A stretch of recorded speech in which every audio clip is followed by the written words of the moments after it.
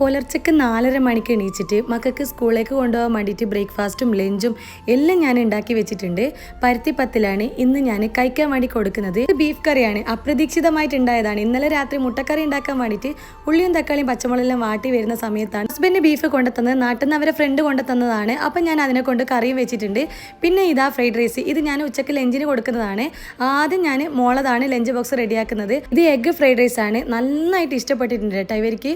ഇതിൽ കുറച്ച് ഞാൻ ടൊമാറ്റോ സോസും കൂടി ഇട്ട് കൊടുത്തിട്ടുണ്ട്. പിന്നെ സ്പൂണും അവർക്ക് എങ്ങനെയാണ് കഴിക്കാൻ ഇഷ്ടം അതുപോലെ കഴിച്ചോട്ടെ എന്ന് വിചാരിച്ചിട്ടാണ്. ചെറിയ മോൾക്ക് സ്നാക്സ് വേണമെന്നില്ല. 12 മണിക്കേക്ക് ഇവിടെ എത്തും. പിന്നെ ഇനി രണ്ടാമത്തെ മോളതാണ്.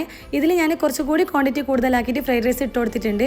പിന്നെ സ്നാക്സ് ഇതിൽ ഇട്ട് കൊടുക്കലില്ല കേട്ടോ, കാരണം ഇട്ട് കൊടുത്തു കഴിഞ്ഞാൽ എല്ലാം കൂടി മിക്സായി പോകും. സെപ്പറേറ്റ് ആണ് കൊടുക്കൽ. അവൾക്ക് ഞാൻ ആപ്പിളാണ് കൊടുത്തിട്ടുള്ളത്.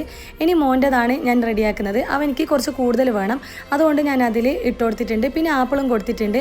ഇന്നത്തെ ലഞ്ച് ബോക്സും സ്നാക്സ് ബോക്സും ഇതേ ഉള്ളൂ. ബൈ.